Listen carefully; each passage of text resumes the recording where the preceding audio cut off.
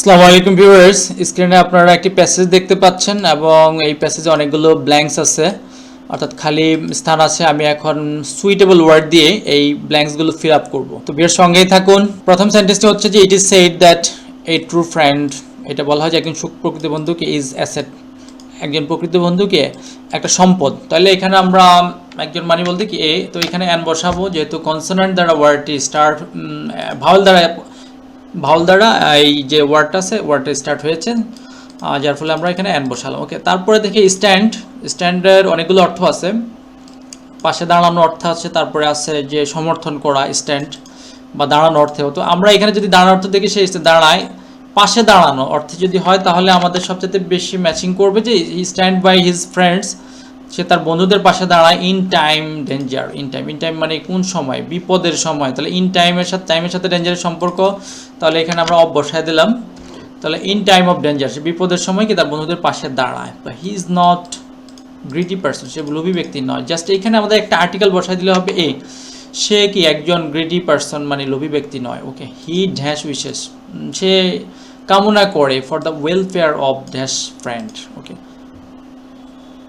সে কী করে, একজন প্রকৃত বন্ধু মূলত কী করে, এখানে প্যাসেজটা আমাদের অনুধাবন করতে হবে যে একজন সবসময় সে কামনা করে, প্রকৃত বন্ধু কী করে, মঙ্গল কামনা করে, বিশেষ ফর দ্য ওয়েলফেয়ার, মঙ্গল কামনা করে অফ ফ্রেন্ড, কোন ফ্রেন্ড, তার বন্ধু যেটা, অফ হিজ ফ্রেন্ড, তার বন্ধুরকে মঙ্গল কামনা করে সেটা বোঝাচ্ছে এখানে।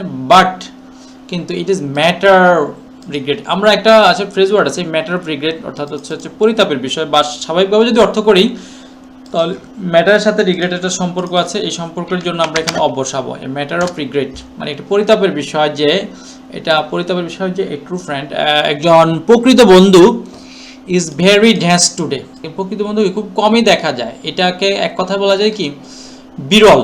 তাহলে বিরল হলে কি হবে, এটা একটা রেয়ার, মানে খুব কম দেখা যায়, তাহলে ভেরি রেয়ার টুডে। আচ্ছা, তারপরে আমরা দেখি যে a selfish man can't be, একজন স্বার্থপর, সেলফিশ ম্যান স্বার্থপর ব্যক্তি can't B a dash friend, এখানে কি হতে পারে, এ ট্রু ফ্রেন্ড, একজন স্বার্থপর ব্যক্তি হতে পারে না একজন কি প্রকৃত বন্ধু বা good friend. A good friend দিলেও হয়, ট্রু ফ্রেন্ড দিলেও হবে, তবে ট্রুটা perfect. Okay, he always think, সে সবসময় চিন্তা করে অফ হিজ, কিছু একটা নিয়ে চিন্তা করে, কি হিজ ইন্টারেস্ট, সে তার স্বার্থ নিয়ে চিন্তা করে। কিন্তু আমাদের এখানে এই সেন্টেন্সটা কমপ্লিট হয়ে যায়, হি always think of his interest, sentence complete হয়ে যায়। বাট এইখানে একটা সুইটেবল ওয়ার্ড বসাতে হবে, যেহেতু এখানে ব্ল্যাঙ্কস আছে। এখানে আমাদেরকে নির্দেশনা দেয় নাই যে আসলে কি ব্ল্যাঙ্কসকে উপেক্ষা করা যাবে কিনা, ইগনোর করা যাবে কিনা, কিন্তু না, এখানে অবশ্যই একটা সুইটেবল ওয়ার্ড বসাতে হবে। তো এখানে সুইটেবল হচ্ছে কি ওন, নিজের স্বার্থ, হি always think of his own interest. তো এখানে আমাদের যেটা বোঝাচ্ছে এই সেলফিশ, এই হি বলতে এখানে বলতে সেলফিশ ফ্রেন্ড ম্যানের কথা বোঝানো হচ্ছে যে হি always think of his own interest, সেটা নিজের স্বার্থ সবসময় দেখে।